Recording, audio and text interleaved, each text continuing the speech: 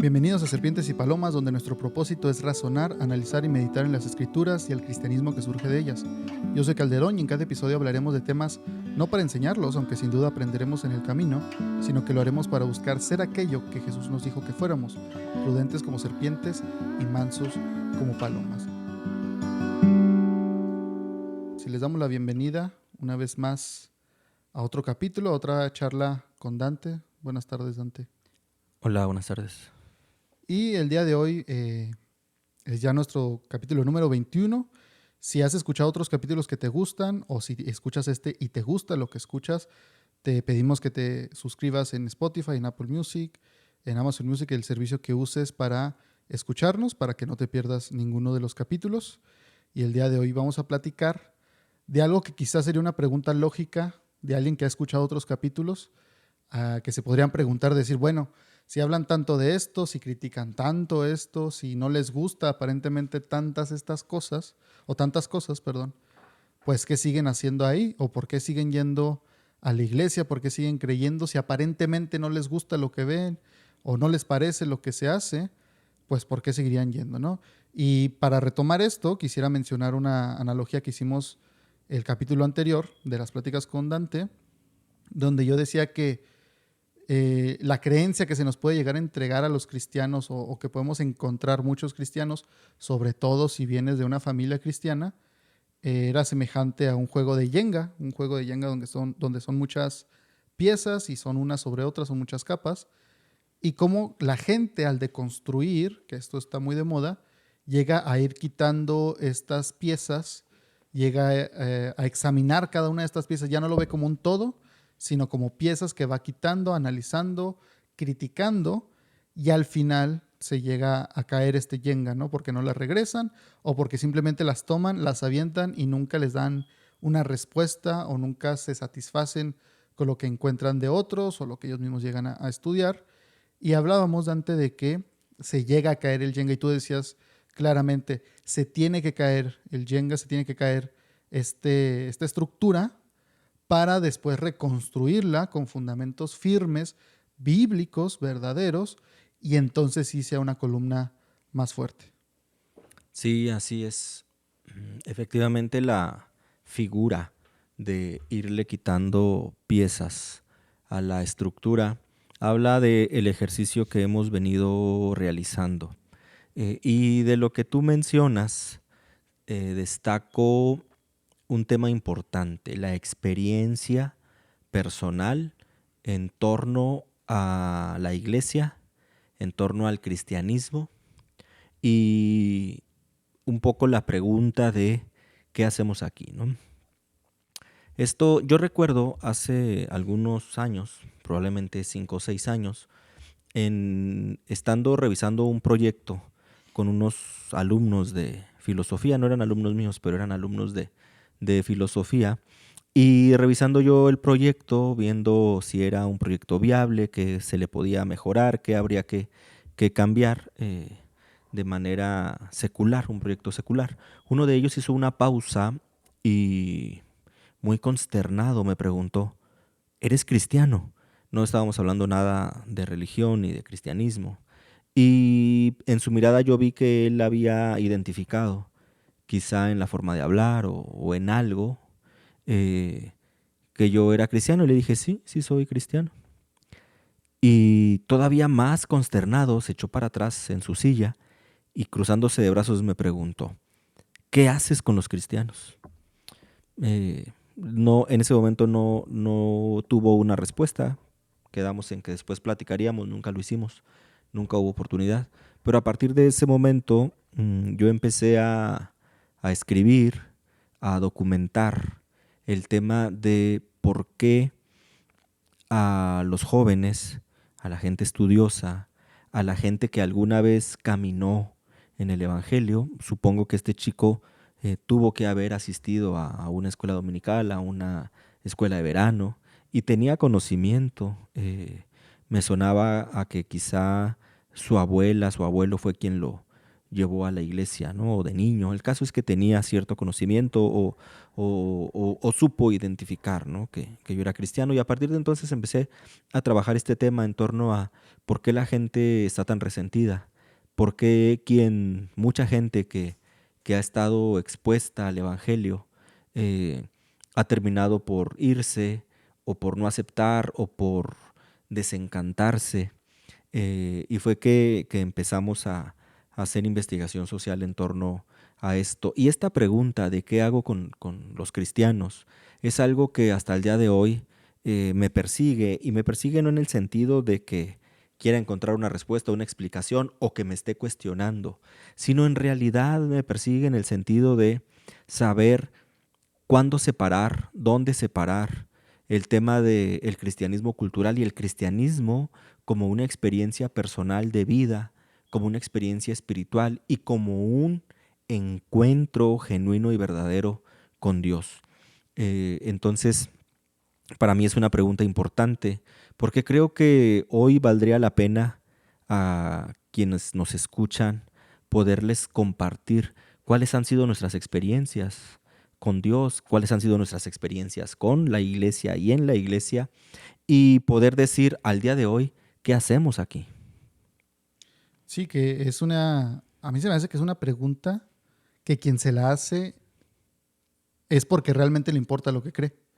Porque a alguien que no le importa mucho lo que cree, pues quizá dirá, no, pues voy, ¿qué hago con los cristianos? Pues voy simplemente por costumbre, o voy porque mi esposa me lleva, o mi esposo me lleva, o mis papás me llevan, y no se preguntan cómo se relaciona mi vida religiosa a mis demás áreas de la vida. Es decir, pues bueno, que yo soy cristiano no solamente en la iglesia, yo soy cristiano todos los días de la semana, a donde quiera que vaya, y sin embargo hoy en día, y yo creo que en toda la historia ha sido algo muy común, que se pone en un compartimiento mi cristianismo, en otro mi vida social, en otro mi vida laboral, en otro mi vida estudiantil, y voy entrando en cada, como si fueran cuartos en una casa, ¿no? Voy entrando en cada cuarto cuando es necesario, en vez de entender que todo es parte de algo que yo soy. Obviamente no somos iguales en todas partes por el tipo de gente con los que nos relacionamos, como hablamos, pero no es al punto de parecer otra persona en donde ando. Y eso, ¿no? Que tú dices, platicando con alguien, te pueden decir, oye, ¿eres cristiano? Y si se sorprenden, quizá alguien se sorprenderá porque no lo pareces, o quizá alguien se sorprenderá porque no eres el tipo de cristiano que ellos tienen en mente cuando piensan en un cristiano, como decías tú, ¿no? La gente muchas veces que ya no va a la iglesia tiene ya su idea de cómo son los de la iglesia, de cómo se ve una iglesia, de cómo se debe llevar a cabo, cómo deben actuar los cristianos, pero es muy común que podamos encontrarnos gente que nos diga, oye, yo no sabía que eras cristiano, y entonces ahí la pregunta siempre, a mí me ha tocado también que me digan, es que los cristianos me caen mal, pero tú me caes bien. Y no lo dicen, al menos yo no lo he vivido en el sentido de que lo oculto y por eso les caigo bien.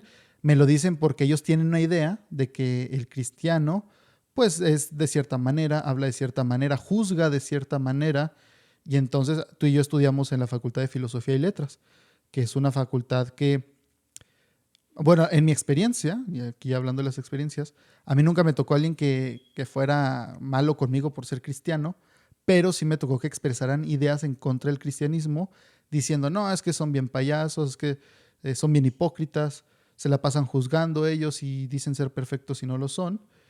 Y entonces estas ideas, cuando ellos llegan a conocer que yo soy cristiano, en vez de encontrar rechazo, encuentro curiosidad, de decir, oye, pues, como dices tú, ¿no? Casi tú, ¿por qué andas con ellos si tú no eres casi como los que yo conozco o mi idea que yo tengo de ser cristiano? Sí, aquí hay dos cosas muy importantes. Tiene que ver con discurso. Nosotros como creyentes podemos adquirir, o de hecho adquirimos, un discurso que en automático replicamos y que en gran parte nos ayuda a ser y a parecer cristianos. No solo hablo de la forma de hablar, sino de el contenido, del fondo de lo que hablamos. En cuanto a discurso, hay dos cosas, les decía. La primera tiene que ver con el doble discurso. Este doble discurso se identifica a partir de lo que expreso, pero que no tiene mucha relación con lo que vivo. Y ahondando un poco más, a través de un ejemplo para hacerlo más sencillo, cuando uno le pregunta a un estudiante de secundaria, de prepa, ¿no? De prepa, ¿por qué vienes a la escuela cuando el maestro se pone rudo porque nadie llevó la tarea y se enoja y da un discurso de es que hay que ser mejor, se tienen que esforzar, sus papás, el trabajo, el esfuerzo, el dinero, y agarra a un muchacho y le dice, a ver, ¿a qué vienes a la escuela?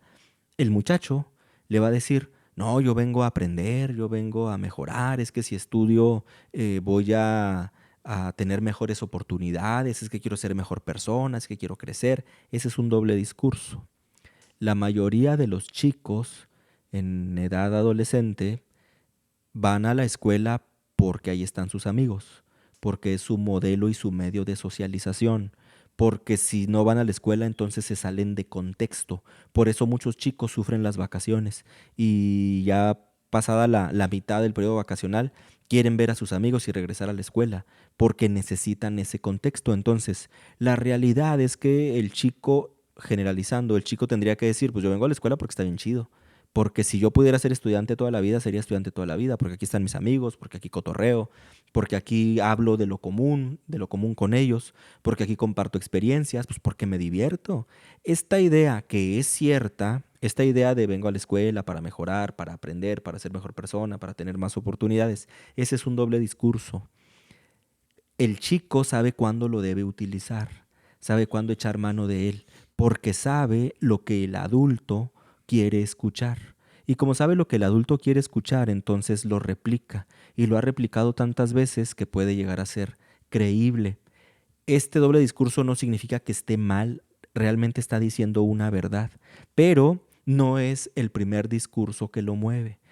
Cuando, regresando a los creyentes, el doble discurso de los creyentes está en qué cosas voy a decir que son correctas, que son socialmente correctas desde el cristianismo, qué cosas tengo que decir para parecer cristiano, inclusive qué cosas tengo que decir para hacerlo, aunque sean un doble discurso, un discurso aprendido. Por ejemplo, cuando decimos es que tenemos que amar, es que tenemos que recibir a la gente, es que tenemos el ministerio de la restauración. Todo esto es verdad, pero muchas de las veces es doble discurso. Y cómo lo enfrentamos o cómo lo sabemos tiene que ver con lo que hablábamos el capítulo anterior. Yo hablaba sobre la parábola del buen samaritano y yo hacía alusión al mesonero, al mesón. El samaritano le dice, cuando regrese te pagaré lo que se te deba. Y tenemos nosotros como iglesia esa promesa, la promesa de que el Señor nos pagará a su debido tiempo el trabajo que hayamos hecho para Él en favor de los necesitados, en extender misericordia.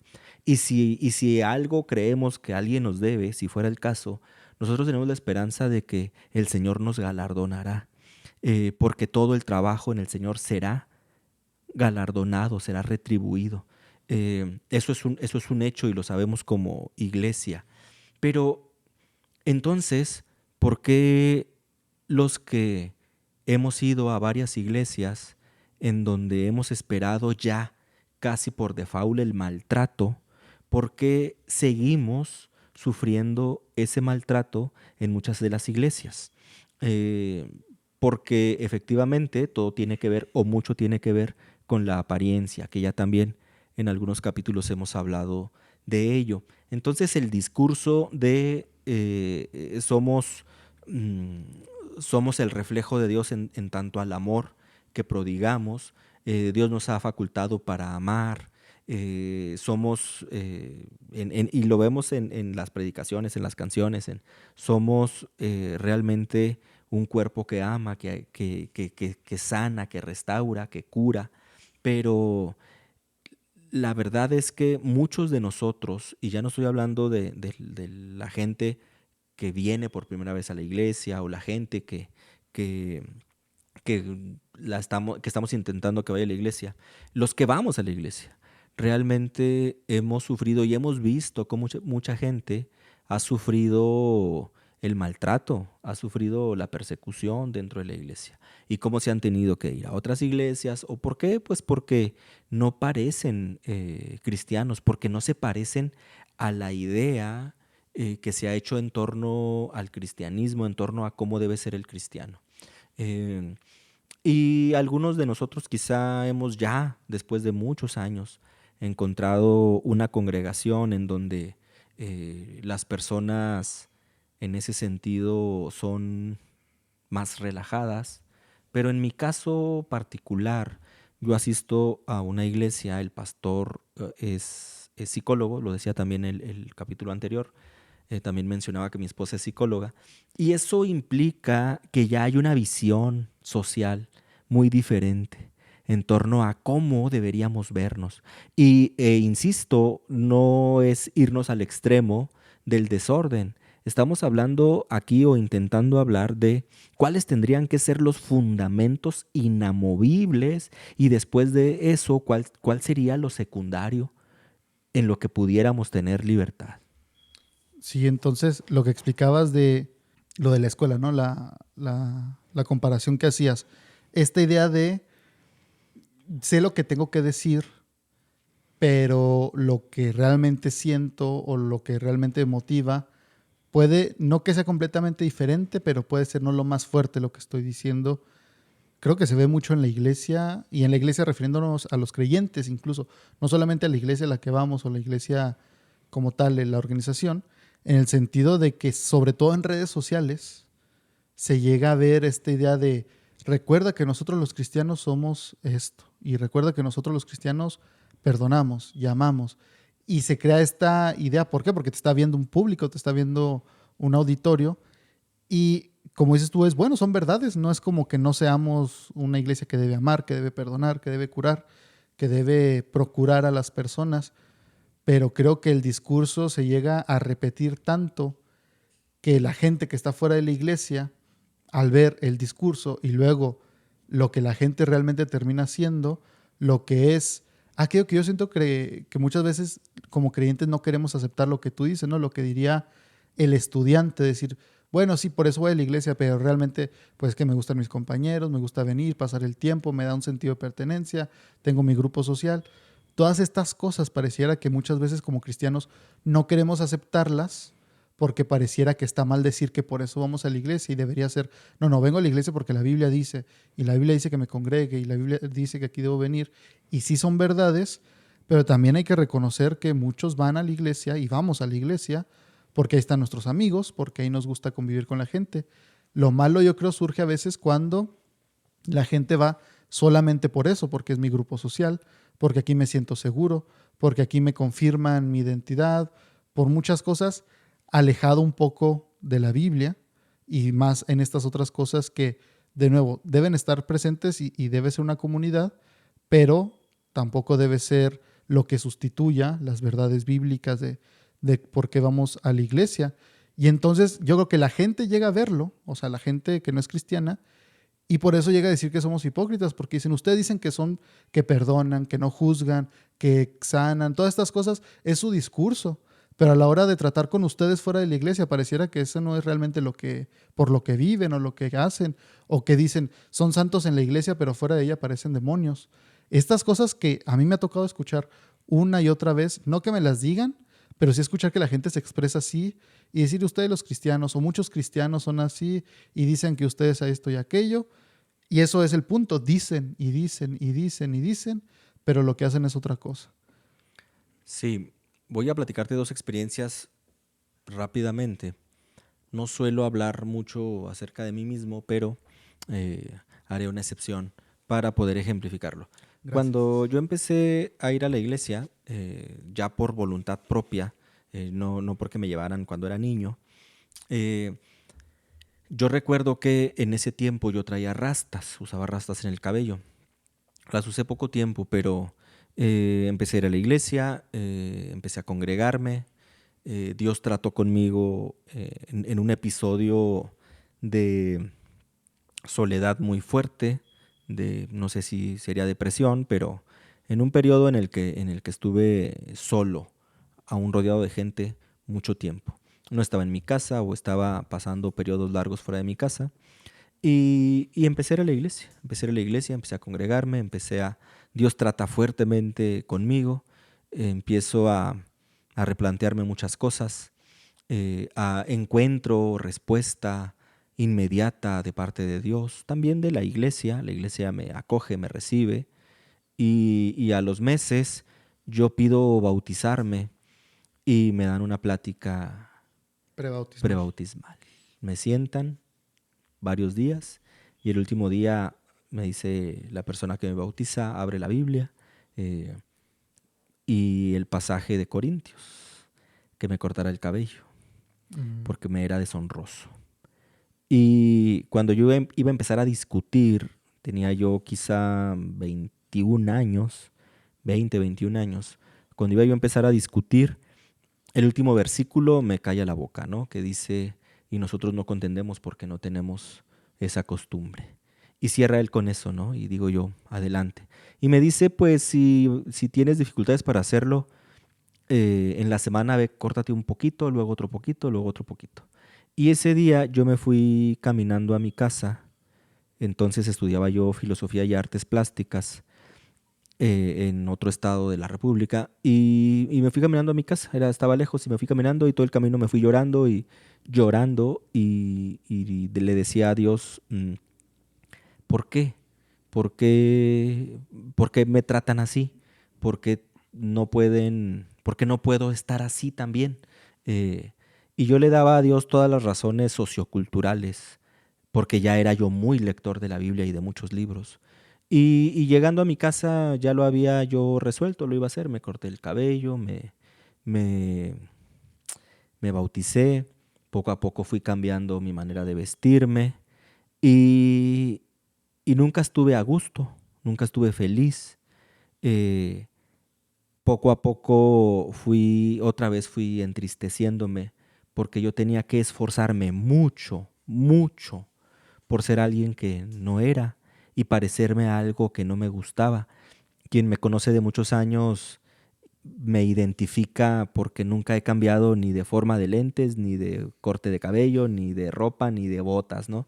Toda la vida he sido muy parecido, entonces, que quizá tenga que ver con unas condiciones psicológicas, pero el hecho de que me cambiaran así de golpe me frustró mucho. Tenía yo 20, 21 años. Al paso de los meses me fui de la iglesia otra vez y volví a lo mío, primero en torno a lo que me hacía sentirme a gusto conmigo mismo.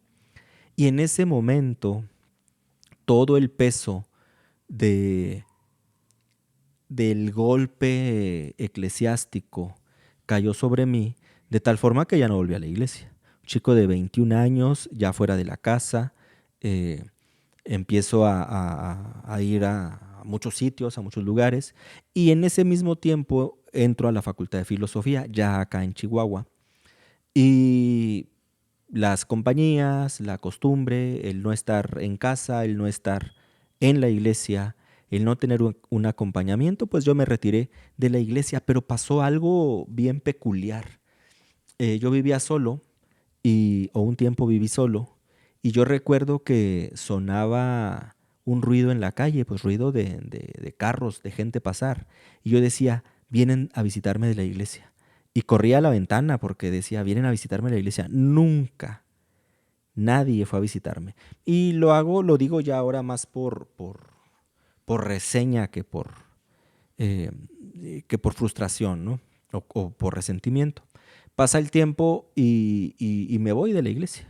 Esa es la primera cosa que comparto. La segunda, eh, en la facultad tengo un amigo, todavía tuve un amigo, Jonathan fue amigo mío, es amigo mío, fue amigo mío durante la universidad. Él es cristiano y sabía que yo había sido cristiano y me insistió y me insistió y me insistió. Me oraba por mí, me decía cosas, me decía una palabra y nunca fue hostigoso, al contrario, fue una persona que estuvo al pendiente, al pendiente, al pendiente, al pendiente. Nunca me recriminó nada, a pesar de que yo pude haber sido muy grosero con él o muy burlón o muy... Y luego había un grupito en la escuela que se juntaba a orar y yo iba a molestarlos porque inclusive les decía, hagan fila para discutir con ustedes. Y y me gustaba pelearme, ¿no? Con un resentimiento muy fuerte. Y, y mi amigo me tuvo mucha paciencia, mucha paciencia. Un día me dice, oye, vamos a visitar a un amigo que es pintor. Traíamos la idea de hacer una revista cultural para la carrera entre amigos y dijo, como quiera nos deja, es muy lector, sabe de filosofía, sabe de literatura, es pintor, es buen pintor, un chiapaneco que, y es motociclista, que vivía aquí, ya no vive aquí, y me decía él, y es cristiano, ¿no? Es creyente. Y a mí me llamaba la atención, porque me decía, es un señor ya grande, canoso, barbón, de pelo largo, pintor, motociclista, y a mí me llamaba la atención, dije, y yo decía, pues vamos a verlo, ¿no? El caso es que lo fuimos a ver, estábamos platicando, que la revista, que tales secciones, que las pinturas, que los libros, y de repente hace una pausa, se me queda viendo y me dice, oye, tú traes un desorden moral bien machín, así palabras textuales. Dijo, ¿y sabes qué? Tú estás peor que el perro que regresa a su vómito. Me das asco. Y dijo, y tú sabes perfectamente de qué te estoy hablando. Y no te conocía No me él, ¿verdad? conocía. Y me dijo, perdóname, no te conozco. No sé quién eres. Es más, no me importa, pero te lo tengo que decir. Y yo le dije, sé perfectamente de qué me estás hablando. Y en ese momento se me empezaron a correr las lágrimas de coraje, porque sabía perfectamente de qué me estaba hablando. Y le dije, tú no sabes, no tienes ni la menor idea de lo que yo haya batallado o de lo que yo haya pasado para estar en este momento aquí. No, dijo, y la verdad es que ni a Jonathan ni a mí nos importas. Y yo volteo a ver a mi amigo Jonathan y él ya estaba llorando por lo fuerte que me dijo. Y, y me dijo, ¿y sabes qué? Y ni voy a orar por ti, porque no vale la pena. Dijo, de veras, hueles mal, hueles muy mal, hueles muy mal. Dijo, pero bueno, asunto tuyo, no mío. Y yo lloraba, a mí se me salían las lágrimas de coraje. Yo creo que le di lástima, o se conmovió más bien, y se puso a orar. Yo creo que igual no supo qué seguía, qué íbamos a hacer, y cerró los ojos. Yo no cerré los ojos, él cerró los ojos y él se puso a orar. No recuerdo qué oró. Eso sí no lo recuerdo porque en ese momento yo ya no estaba pensando en él. Yo en ese momento me puse a discutir con Dios en mi mente. Yo tenía los ojos abiertos, él oraba con los ojos cerrados, mi amigo Jonathan lloraba con los ojos cerrados. Y yo en la mente le decía a Dios, de veras que no se vale, de veras que no se vale porque yo he llorado, yo me he tirado al piso, yo te he pedido perdón, yo te he pedido misericordia, yo he pedido que salir de mi situación y yo sigo igual. Es más, después de llorar, le decía yo a Dios en la mente, después de llorar, yo me he sacudido y he dicho, no vale la pena, yo sigo como estoy. Y para que ahora me digan esto, cuando tú eres el primero en saber que yo he pasado muchas veces este momento y quizá, le dije yo a Dios en ese momento, quizá este momento sea uno de todos esos, en los que yo voy a salir, me voy a sacudir, voy a prender mi cigarro y mi vida sigue normal, sin ti.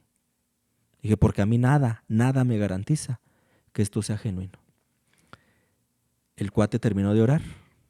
Todo eso lo dije en mi mente hace 20 años, exactamente. El cuate termina de orar, abre los ojos y me dice, ¿sabes cuál es la única manera que tienes de saber que esto es verdad?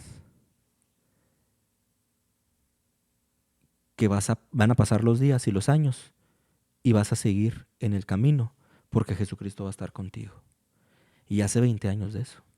Después de eso, bueno, pues yo empiezo a ir a la iglesia.